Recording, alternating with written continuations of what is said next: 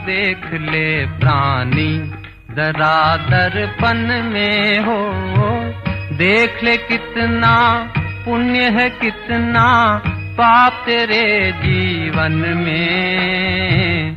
देख ले दर्पण में मुखड़ा देख ले प्राणी जरा दर्पण में।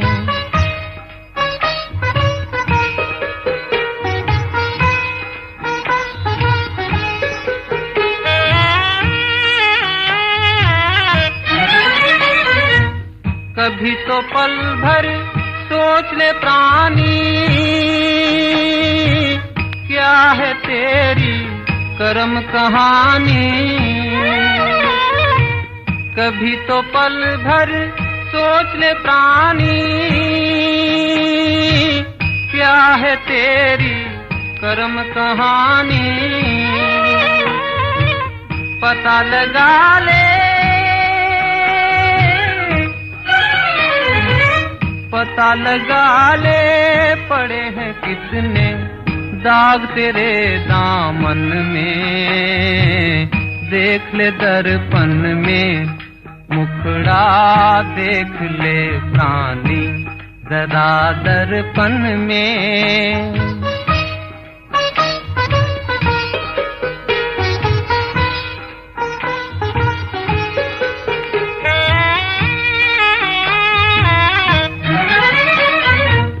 खुद को धोखा दे मत बंदे, अच्छे न होते कपट के धंधे। खुद को धोखा दे मत बंदे, अच्छे न होते कपट के धंधे। सदा न चलता सदा न चलता किसी का नाटक दुनिया के आंगन में। देख ले दर्पण में मुखड़ा देख ले प्राणी जरा दर्पण में हो। देख ले कितना पुण्य है कितना पाप तेरे जीवन में। देख ले दर्पण में मुखड़ा देख ले। ओम शांति 26/11/2025 प्रातः मुरली। ओम शांति। बाप दादा मधुबन। बाबा आज कह रहे हैं, मीठे बच्चे, तुम अभी वर्ल्ड सर्वेंट हो, तुम्हें किसी भी बात में देह अभिमान नहीं आना चाहिए। मीठे बच्चे, तुम अभी वर्ल्ड सर्वेंट हो, तुम्हें किसी भी बात में देह अभिमान नहीं आना चाहिए। प्रश्न, कौन सी एक आदत ईश्वरीय कायदे के विरुद्ध है जिससे बहुत नुकसान होता है? उत्तर, कोई भी फिल्मी कहानियाँ सुनना व पढ़ना, नॉवेल्स पढ़ना, ये आदत बिल्कुल बेकायदे है। इससे बहुत नुकसान होता है। बाबा की मना है, बच्चे तुम्हें ऐसी कोई किताबें नहीं पढ़नी है। अगर कोई बी के ऐसी पुस्तकें पढ़ता है तो तुम एक दो को सावधान करो। गीत मुखरा देख ले प्राणी। ओम शांति। मीठे मीठे रूहानी बच्चों प्रति रूहानी बाप कहते हैं, अपनी जांच करो कि याद की यात्रा से हम तमोप्रधान से शत्रुप्रधान तरफ कितना आगे बढ़े हैं, क्योंकि जितना जितना याद करेंगे उतना पाप करते जाएंगे। अब ये अक्षर कहाँ कोई शास्त्र आदि में लिखे हुए हैं, क्योंकि जिसने धर्म स्थापन किया उसने जो समझाया उसके शास्त्र बने हुए हैं, जो फिर बैठ पढ़ते हैं, पुस्तक की पूजा करते हैं। अब ये भी समझने की बात है, जबकि ये लिखा हुआ है, देह सहित देह के सर्व संबंध छोड़ अपने को आत्मा समझो।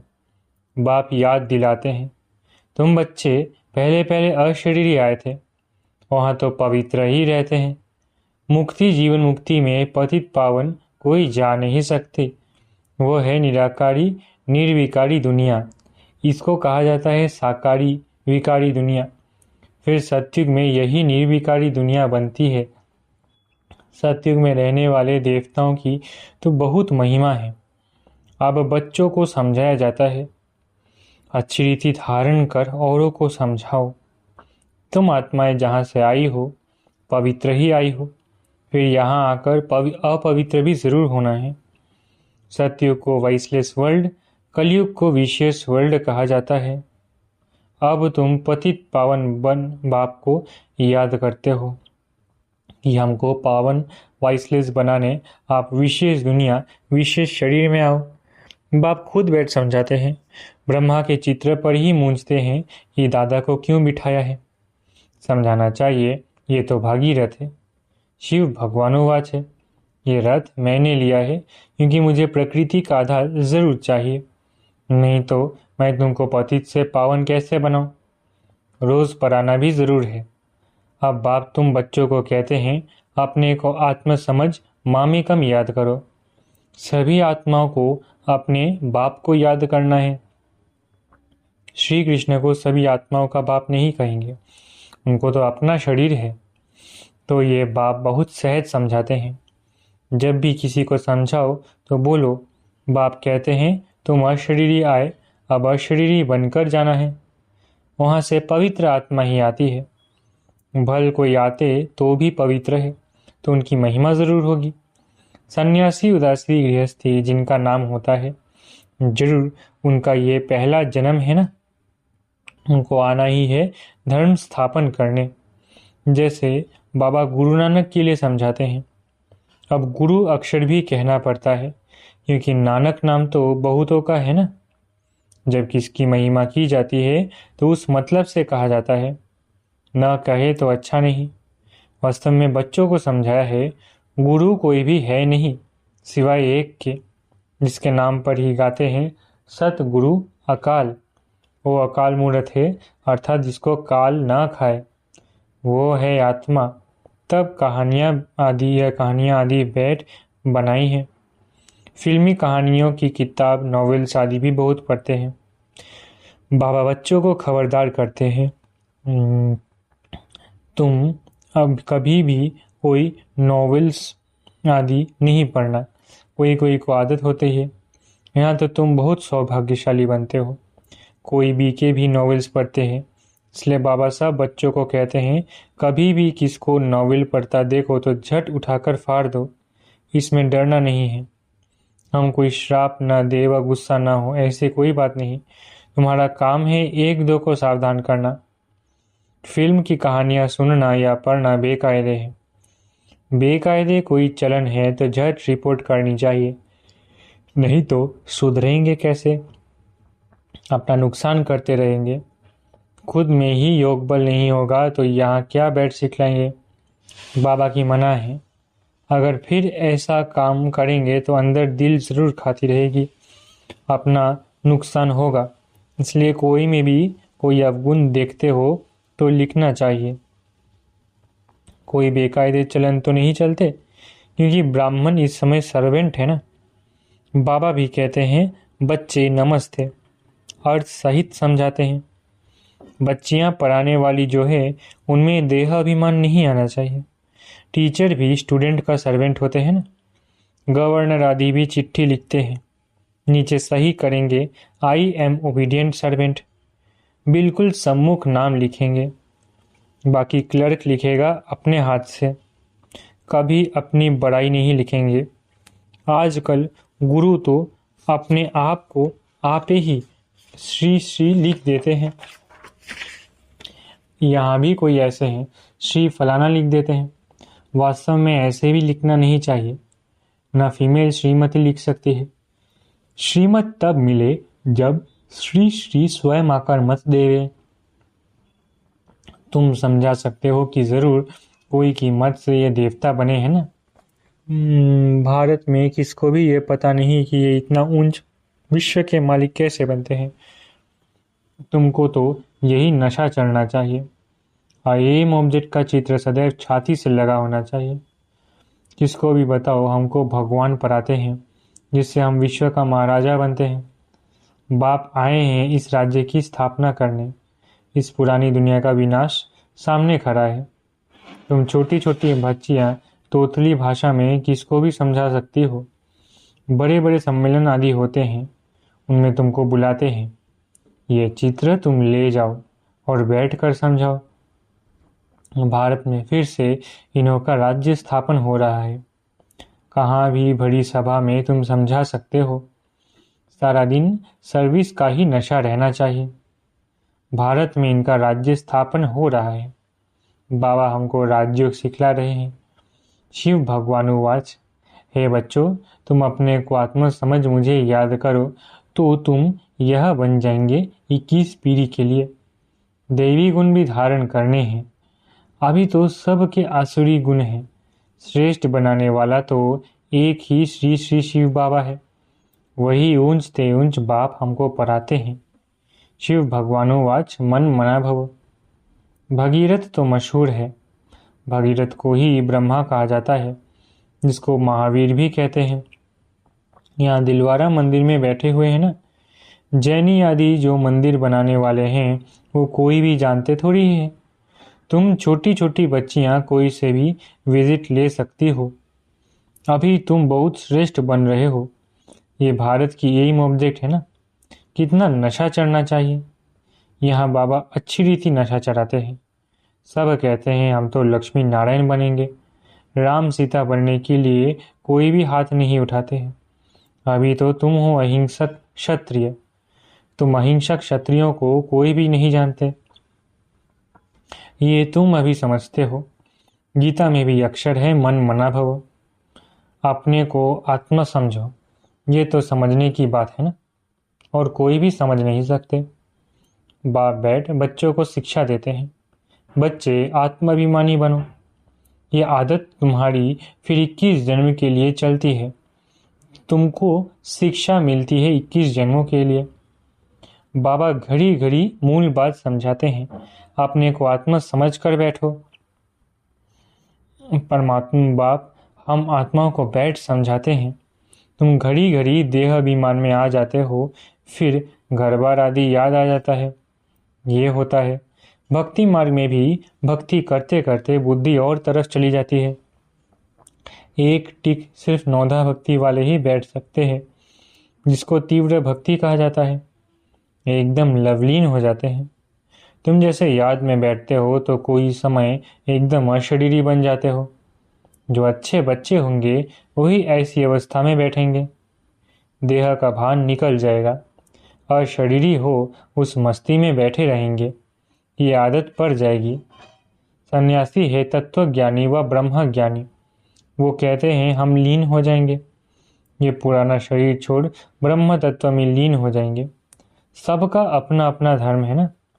कोई भी दूसरे धर्म को नहीं मानते हैं। आदि सनातन देवी देवता धर्म वाले भी तमो प्रधान बन गए हैं। गीता का भगवान कब आया था, गीता का युग कब था, कोई भी नहीं जानते। तुम जानते हो इस संगम युग पर ही बाप आकर राजयोग सिखलाते हैं। तमो प्रधान से सतो प्रधान बनाते हैं। भारत की ही बात है। अनेक धर्म भी थे जरूर। गायन है एक धर्म की स्थापना, अनेक धर्मों का विनाश। सतयुग में था एक धर्म, अभी कलयुग में है अनेक धर्म। फिर एक धर्म की स्थापना होती है। एक धर्म था, अभी नहीं है। बाकी सब खड़े हैं। बर के झाड़ का मिसाल भी बिल्कुल ठीक है। फाउंडेशन है नहीं, बाकी सारा झाड़ खड़ा है। वैसे इसमें भी देवी देवता धर्म है नहीं। आदि सनातन देवी देवता धर्म जो तना था वो अब प्राय लोप हो गया है। फिर से बाप स्थापना करते हैं। बाकी इतने सब धर्म तो पीछे आए हैं। फिर चक्र को रिपीट जरूर करना है, अर्थात पुरानी दुनिया से फिर नई दुनिया होनी है। नई दुनिया में इन्हों का राज्य था। तुम्हारे पास बड़े चित्र भी है, छोटे भी है। बड़ी चीज होगी तो देखकर पूछेंगे ये क्या उठाया है। बोलो हमने वो चीज उठाई जिससे मनुष्य बेगर टू प्रिंस बन जाए। दिल में बड़ा उमंग, बड़ी खुशी रहनी चाहिए। हम आत्माएं भगवान के बच्चे हैं। आत्मा को भगवान पराते हैं। बाबा हमको नैनों पर बिठाए ले जाएंगे। इस छी छी दुनिया में तो हमको रहने का नहीं है। आगे चल त्राही करेंगे। बात मत पूछो। करोड़ों मनुष्य मरते हैं। ये तो तुम बच्चों की बुद्धि में है। हम इन आँखों से जो देखते हैं ये कुछ भी रहना नहीं है। यहाँ तो मनुष्य है कांटों मिसल, सत्युग के फूलों का बगीचा। फिर हमारे नयन ही ठंडे हो जाएंगे। बगीचे में जाने से नयन ठंडे शीतल हो जाते हैं ना। तो तुम अभी पद्मा पदम भाग्यशाली बन रहे हो। ब्राह्मण जो बनते हैं उनके पाँव में पदम है। तुम बच्चों को समझाना चाहिए। हम ये राज्य स्थापन कर रहे हैं, इसलिए बाबा ने बैज बनवाए हैं। सफ़ेद साड़ी पहनी हुई हो, बैज लगा हो, इससे स्वतः सेवा होती रहेगी। मनुष्य गाते हैं आत्मा परमात्मा अलग रहे बहुकाल, परंतु बहुकाल का अर्थ कोई भी समझते नहीं है। तुमको बाप ने बताया है कि बहुकाल अर्थात 5000 वर्ष के बाद तुम बच्चे बाप से मिलते हो। तुम ये भी जानते हो कि इस सृष्टि में सबसे नामी ग्रामी है ये राधे कृष्ण। ये सत्युग के फर्स्ट प्रिंस प्रिंसेस है। कभी किसके ख्याल में भी नहीं आएगा ये कहाँ से आए हैं। सत्युग के आगे जरूर कलयुग होगा। उन्होंने क्या कर्म किए जो विश्व के मालिक बने। भारतवासी कोई इन्हों को विश्व का मालिक नहीं समझते हैं। इनका जब राज्य था तो भारत में और कोई धर्म था नहीं। अभी तुम बच्चे जानते हो बाप हमको राजयोग सिखा रहे हैं। हमारी यही ऑब्जेक्ट यह है। भल मंदिरों में उन्हों के चित्र आदि है, परंतु ये थोड़ी ही समझते हैं इस समय ये स्थापना हो रही है। तुम्हारे में भी नंबरवार समझते हैं, कोई तो बिल्कुल ही भूल जाते हैं। चलन ऐसी होती है जैसे पहले थी। यहाँ समझते तो बहुत अच्छा, यहाँ से बाहर निकले खलास। सर्विस का शौक रहना चाहिए। सबको ये पैगाम देने की युक्ति रचे, मेहनत करनी है। नशे से बताना चाहिए। शिव बाबा कहते हैं मुझे याद करो तो पाप मिट जाएंगे। हम एक शिव बाबा के सिवाय और किसको याद नहीं करते हैं। अच्छा, मीठे मीठे सिकिलधे बच्चों प्रति माता पिता बाप दादा का याद प्यारा गुड मॉर्निंग। रूहानी बाप की रूहानी बच्चों को नमस्ते। हम रूहानी बच्चों की रूहानी माता पिता बाप दादा को याद प्यार गुड मॉर्निंग और नमस्ते। धारणा के लिए मुख्य सार। पहला, एम ऑब्जेक्ट का चित्र सदा साथ रखना है। नशा रहे कि अभी हम श्रीमत पर विश्व का मालिक बन रहे हैं। हम ऐसे फूलों के बगीचे में जाते हैं जहां हमारे नयन ही शीतल हो जाएंगे। दूसरा, सर्विस का बहुत बहुत शौक रखना है। बड़े दिल व उमंग से बड़े बड़े चित्रों पर सर्विस करनी है। बेगर टू प्रिंस बनाना है। वरदान, कर्मों की गति को जान, गति सदगति का फैसला करने वाले मास्टर दुख हरता सुख करता भव। कर्मों की गति को जान, गति सदगति का फैसला करने वाले मास्टर दुख हरता सुख करता भव। अभी तक अपने जीवन की कहानी देखने और सुनाने में बिजी नहीं रहो, बल्कि हर एक के कर्म की गति को जान, गति सदगति देने के फैसले करो। मास्टर दुख हरता सुख करता का पाठ बजाओ। अपनी रचता के दुख अशांति की समस्या को समाप्त करो। उन्हें महादान और वरदान दो। खुद फैसिलिटीज ना लो, अब तो दाता बनकर दो। यदि सेल्वेशन के आधार पर स्वयं की उन्नति व सेवा में अल्पकाल के लिए सफलता प्राप्त हो भी जाए तो भी आज महान होंगे, कल महानता की प्यासी आत्मा बन जाएंगे। स्लोगन, अनुभूति ना होना युद्ध की स्टेज है, योगी बनो योद्धे नहीं। स्लोगन, अनुभूति ना होना युद्ध की स्टेज है, योगी बनो योद्धे नहीं।